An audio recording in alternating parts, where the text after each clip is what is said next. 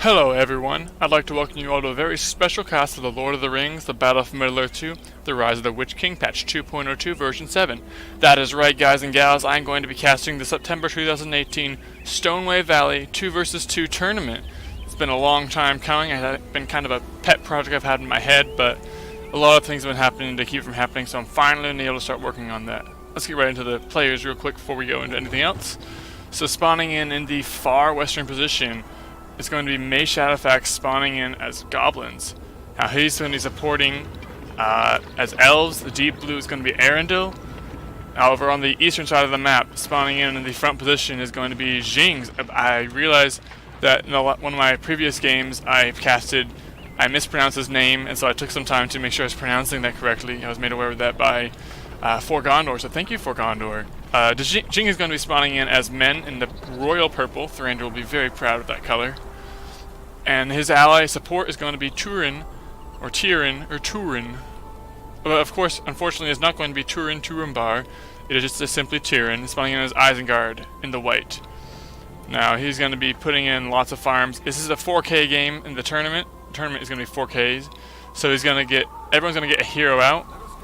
As you saw, Turin went for Lurtz. Not sure what else is going to go for. As usually in a 4K game, with Lurtz being 1600, you could possibly go for Wormtongue as the other one I've seen for Isengard. You see Boromir for who is it? Djinges. Djinges gets Boromir. I do not see Aragorn. He's normally the other person you would see spawning in, but actually there's going to be a Theoden. Not very conventional that I've seen from all the Stonewain Valley games I've seen. Stonewain Valley, of course, is a very different kind of game than your normal 1 vs 1 and 2v2s. It's got a very different feel to it. Usually they're played in 4K because you need a hero to help defend yourself from all these or any hordes of units that would easily get in. Something else I've never seen is really many 2.02 Stonewain games. I usually see them playing in 2.01. In 2.02 there's a lot of different dynamics of the game. One of those is going to be Shelob, actually being purchased for the Goblins. 3,000, so that's going to be all of his extra 4,000 resources. One advantage Shelob has in this game is she can now, I believe in version 7 was when this change was made. You could have Shelob go over impassable structures or services for other units, such as cliffs and other areas, so she could just move around without being confined to these choke spaces. Now, you have that engagement going on in the middle of there that we just saw.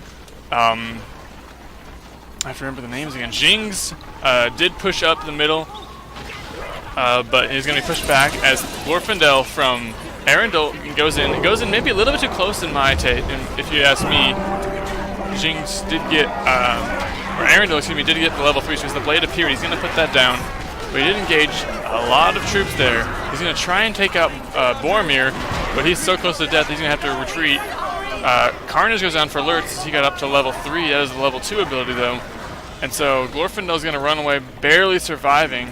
And now Shelob is not even level 2, but she's going to have to retreat less than half health.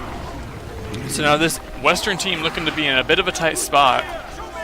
No one's gone for either of these outposts that I can see, or these fire drakes at all. There's Goblins, so the ring is on in this tournament.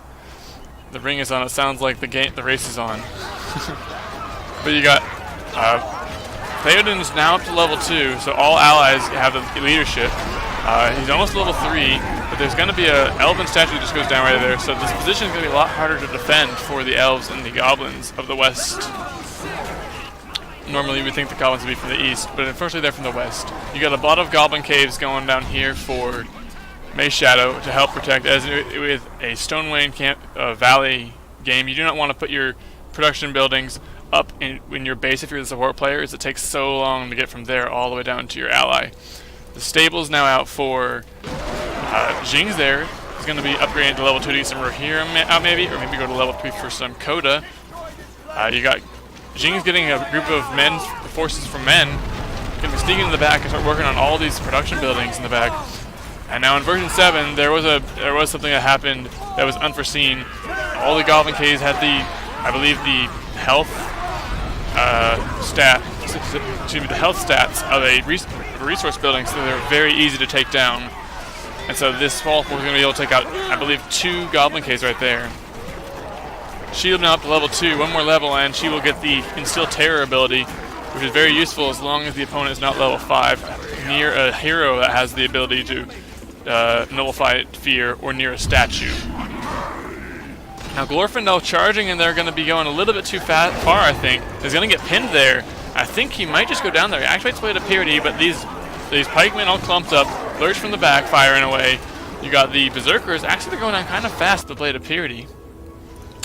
I'm not seeing any of the heroes coming out for anyone. Yes, I'm right, their hero are coming out. You do see 3 Urk Pits, and one of those upgraded to level 2, so it is getting that Berserker out as we saw. And actually it looks like Glorfindel is going to be surviving. Apparently it seems these pikemen could hit Glorfindel from a further distance than he could attack them from. Sheila, I think, is now she is leveled up, I would expect by now, to level 3, level 4 now, and she can Instill Terror, which would be very useful against Cav. But she must be careful, as she is vulnerable to pikes. And there's some pikes right there. Still nobody going for the outposts or the fire drakes. Maybe they're just a little bit too focused on engaging in the middle here, as it's very important that you don't lose your heroes and don't lose the middle. Because if the opponent gets up the hill and into your base, it can be very bad news, badge grills for you. You will easily start losing your production buildings, and that is how you stay alive in this game. Now Goblin's going to be pushing in with a level 3 Goblin Battalion, Goblin Warrior Battalion. Never seen it really them get to level 3. That's very impressive. There is only 3 units left, so I might want to pull them back and let them regen by his fort. Here comes the cavalry, going right through all of those Goblin Warriors. Not targeting on the Mirkwoods though, I'm going to take some pot shots.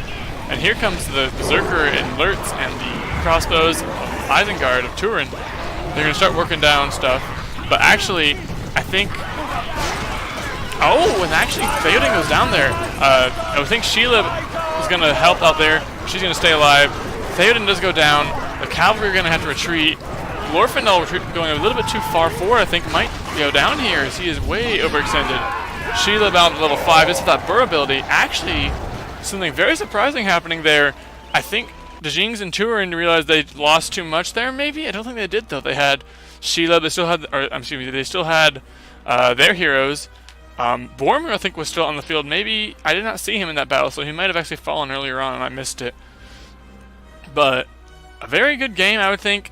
It doesn't seem like it was very long at all. I feel like djinges and Turin quit out prematurely there. But this is a tournament game, so we'll be seeing another game of them. There were some hiccups that I went to mention earlier on. There are several hiccups on GameReplays.com with this tournament that I've been having to deal with. It's kind of been, there's been one game missing, another bracket in the first round that wasn't played. It looks like in the semis there's a whole bracket that's not uploaded, so I will look into that. But yeah, there's been a lot coming for this. I've been working on it hard, trying to make it happen, and it's finally happening. So I hope you all enjoy this, and I hope you all will look forward to watching the rest of the tournament with me, as it's not gotten any attention really, except for the small streams that have been aired for certain games. Anyway, thank you also for watching. I hope you all leave a like and a comment below. See y'all next time.